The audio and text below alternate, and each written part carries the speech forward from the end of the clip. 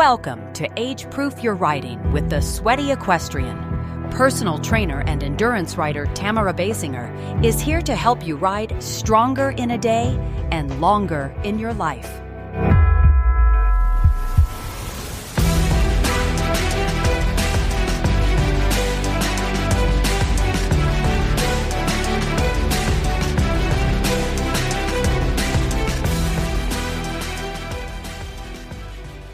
Hey everyone, welcome back to the podcast. It has been a hot minute since I put a new episode out, maybe a few hot minutes. I have been laser focused on building resources inside the membership. I rode Tevis in July. I got a new horse since then. And we have had an unusually warm, dry fall. So I have still been able to get out and ride and train. Of course, now it's getting dark really early and the rain finally arrived. So I'm making a real point of doing what I can basically in the barn aisle. Specifically, I've decided to educate myself or to get educated with some expert resources on equine bodywork skills. And this gives me some free thinking time. You know, when you're working on massage, I want to be focusing on my breath and on the horse, but, you know, part of my brain has places to go, things to do. It's a break in the busyness, and it just gives me time to process without trying to solve a particular problem. And that has naturally led me back around to wanting to share with you where the Sweaty Equestrian is going. And also why the name of this podcast looked different in your feed this time.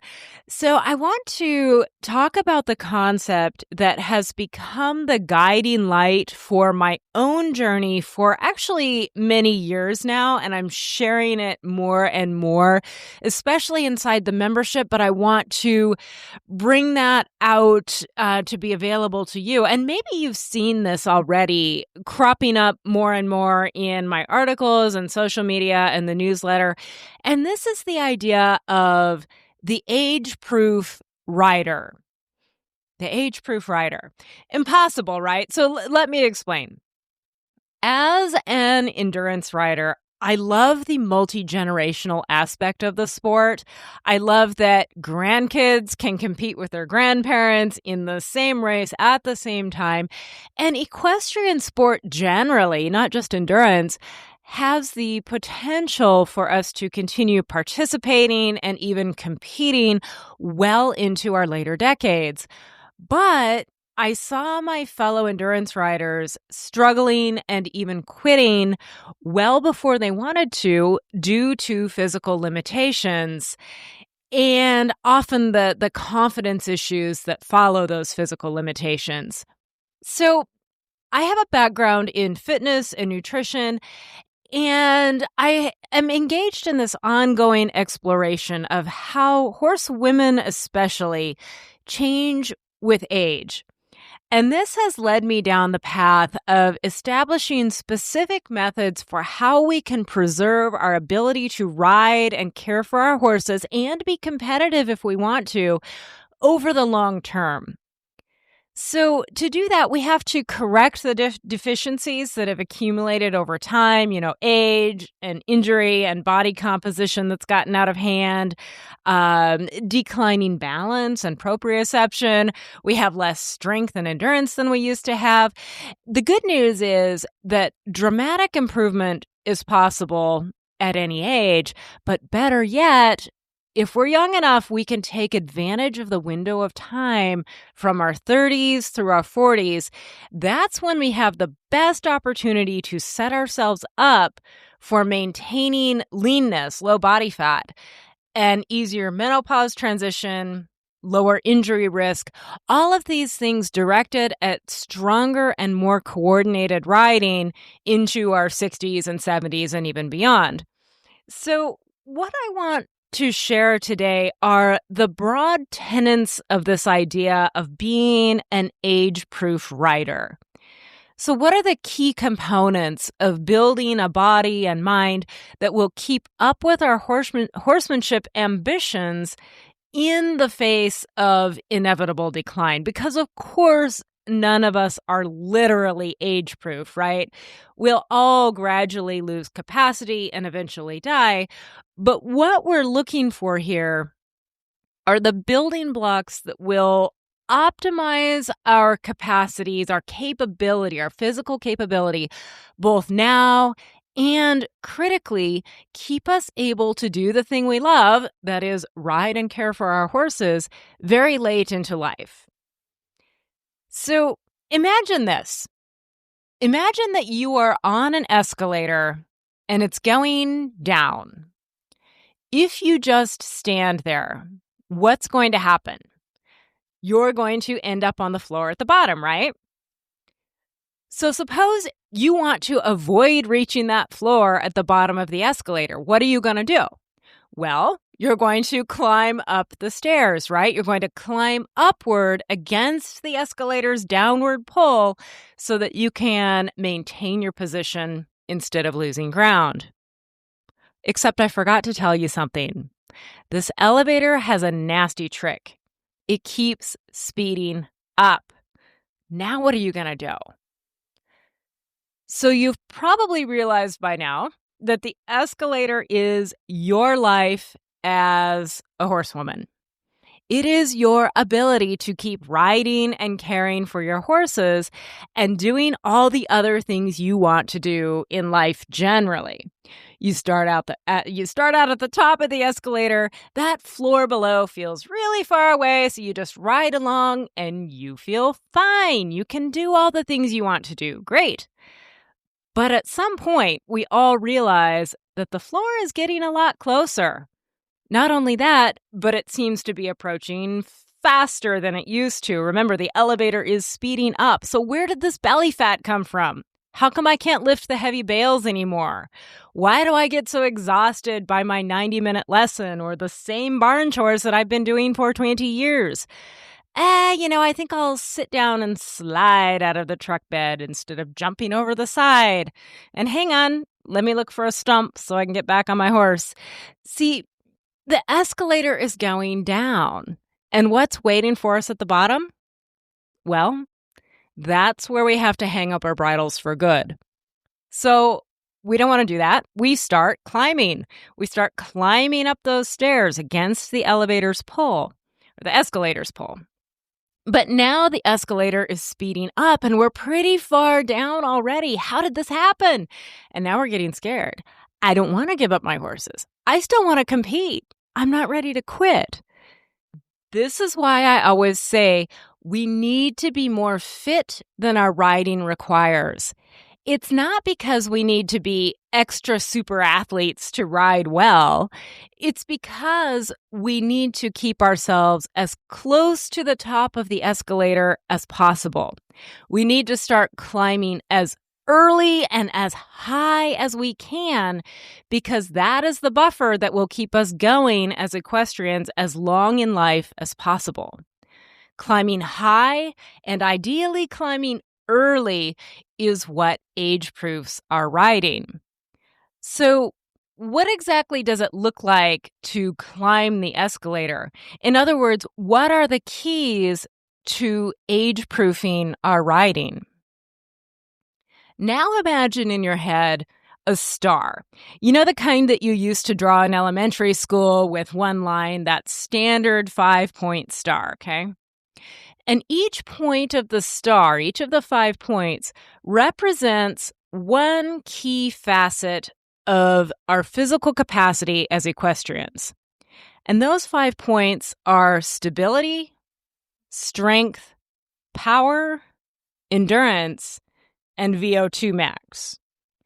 Now, some of those are probably familiar, and some might be, what the heck is that? So here's a quick summary.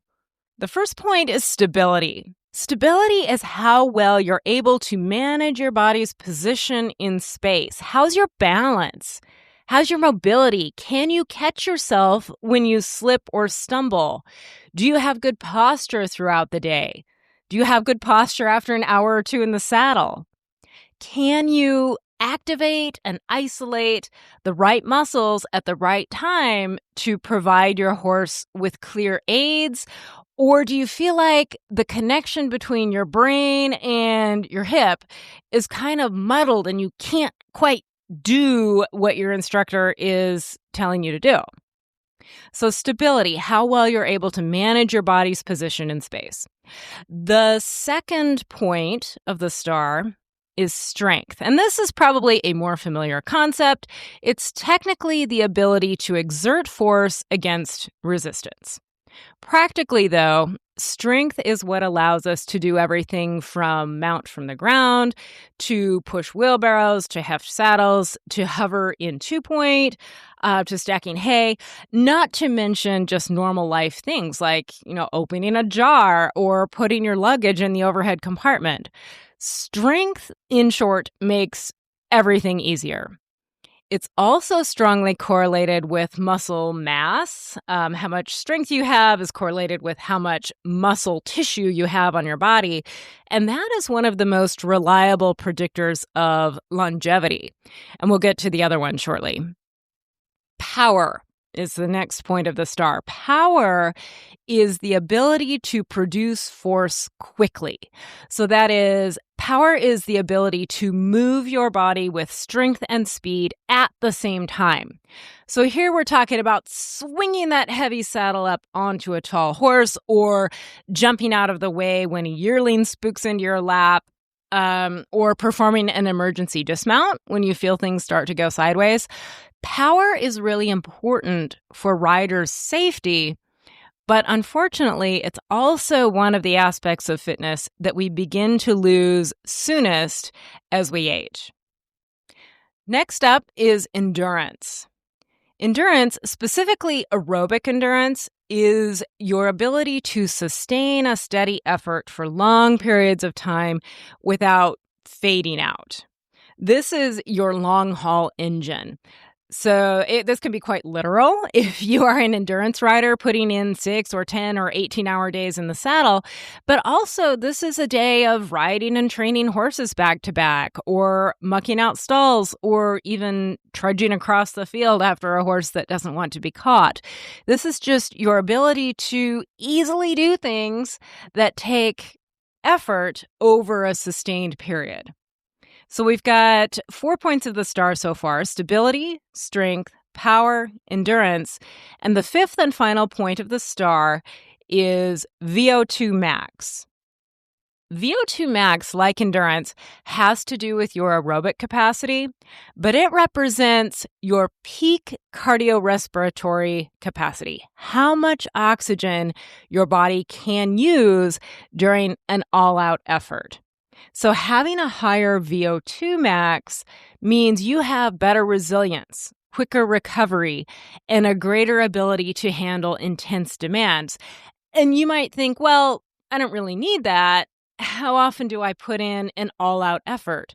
But get this, VO2 max is actually the single strongest predictor of longevity, and it's the fitness component that we lose fastest with age, unless we do something about it.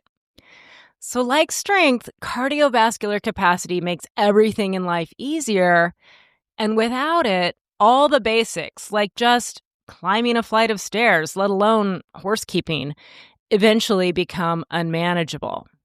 But we can do something about this. The problem is, a lot of us have been in the habit of relying on our riding and our barn chores to keep us fit. I mean, after all, we feel like we do a lot more than most of our people, that we know at the office do. They just go home and take care of a few house chores and watch TV. We're out there mucking stalls and lunging horses and whatever, right? So don't we have a leg up on them? Maybe we do, but in case you haven't noticed, our riding and barn chores are not doing so much for us as we move on from the rip-roaring metabolisms of our teens and 20s. We start to see that jiggle in the waistline, the bat wings on the upper arms. We feel less energy. And what do? We cut back on food. But then we wind up with even less energy. And over the years, we just notice that we're getting weaker and our confidence starts to slip. All this despite the fact that we're still doing the riding and barn chores, right? So apparently that is not enough anymore because our bodies are used to doing that, right? All of this is what happens naturally if we just keep doing the same things we've already been doing. And I'm not going to lie, we are all going to lose ground no matter what, but we will lose it way faster if we aren't climbing up against the escalator, right? We will lose it faster if we are not intentional about building the 5 points of the Age-Proof Rider STAR: stability, strength, power, endurance, and VO2 max. So preserving these things is absolutely possible. Recovering them after you've lost them is also possible, not to the degree that you could have achieved if you had started earlier, but let's face it, most of us didn't. So we can still recover a great deal of that. Ideally, we're young enough to preserve it in the first place, but neither of those things is going to happen on its own. And the older we get, the more intentional we need to be. Is slick footing and winter weather keeping you out of the saddle? Stay fit to ride while it's cold outside with the Sweaty Equestrian's Sleigh the Season Winter Fitness Sprint for horsewomen. These 3 workouts are rider-focused and only 15 minutes long, so you can fit them in between gift wrapping and repairing that horse blanket. Again, join for free at thesweatyequestrian.com/winter. It's a holiday gift for you. thesweatyequestrian.com/winter. So I know all this sounds like a lot of work, but the good news is that we can give our bodies a support framework for all that effort. In your mind, picture again that same 5-pointed star, and now add a circle around it. So the whole star is ringed by a circle of support that goes all the way around the outside of those 5 points. That circle represents the foundation that makes the physical capacities of the Age-Proof Rider possible. And there are 5 of these supports in the circle. They are whole food, protein, sleep, knowledge, and community.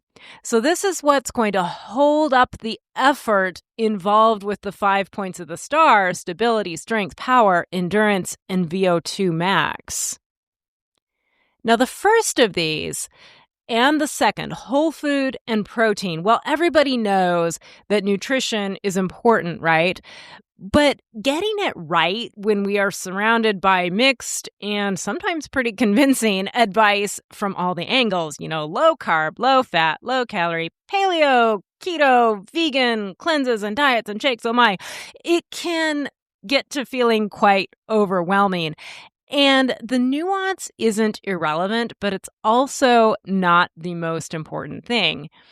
So let's just boil this down. Here's what's going to get you 80% of the way there. Eat plenty of protein and trade out processed foods for real whole foods. That's it. Lots of protein and real food instead of crap. The rest, as they say, is details. Okay, next up in this support circle is sleep. Quality sleep and enough of it is crucial for everything from losing body fat to avoiding Alzheimer's and other forms of dementia. I could go on and on about sleep, but I will refrain at the moment. We will dig into that another time. But let's move on to the next pillar in the circle of support, and that is knowledge. What actually works for building muscle, losing fat, improving our sleep, surviving menopause, speeding our metabolism, clearing brain fog, fixing the sore lower back that makes it hard to pick up hooves, and the weak upper back that gets our instructors hollering at us to sit up straight. What about the neuromuscular control to maintain that independent seat and the mobility to get the foot up into the stirrup for mounting? the foods to choose, the supplements to take, the exercises that won't waste your time. All of this knowledge adds up to your toolkit for longevity as an equestrian. And then finally, there is community. As humans, we are absolutely wired, and yes, this includes even introverts like myself, we are wired for connection with other people. Not only do strong social ties contribute directly to longevity, including improved immune function and mental health and lots of other things, but hanging out with people who share our goals, like being really rider fit, makes us much more likely to stick to it and reach those goals. I think it's so easy for us to, we fall into the habit of fixing on just one thing, pain in a certain area, or if only we could get our hips moving better again, or deal with that knee pain, or if only we had more energy. We lose sight of the broader picture. But if we're going to stay fit to ride for a long time, we need to address all these different components, the 5 points of the star, and all the pillars in the circle of support. So looked at one way, that might seem utterly overwhelming. So many pieces, I can't juggle it all. But the real story is that each piece makes the rest of the puzzle easier to assemble. It's like a jigsaw puzzle, right? The more you've done, the easier it is to complete the picture. It's actually way better to try to do this as a whole picture than to piecemeal your way towards success with a crash diet here and a couple stretches there, because it just never comes together. So there are so many fascinating puzzle pieces to explore. So many rabbit holes we can go down together in our pursuit of riding stronger in a day and longer in our lives. And that is why you are going to see some changes in the podcast and in the Sweaty Equestrian website. You see the name of the podcast shift from Optimize Your Endurance Riding to Age Proof Your Riding. Now, if you're an endurance rider, don't worry. I still am, and I expect I will always be an endurance rider. That's where my heart is. That's where my own horses are. That's what we do. I'll still be covering topics that are specific to endurance riding. But I have also had a lot of women hounding me to make this knowledge more accessible across other disciplines, and they're right.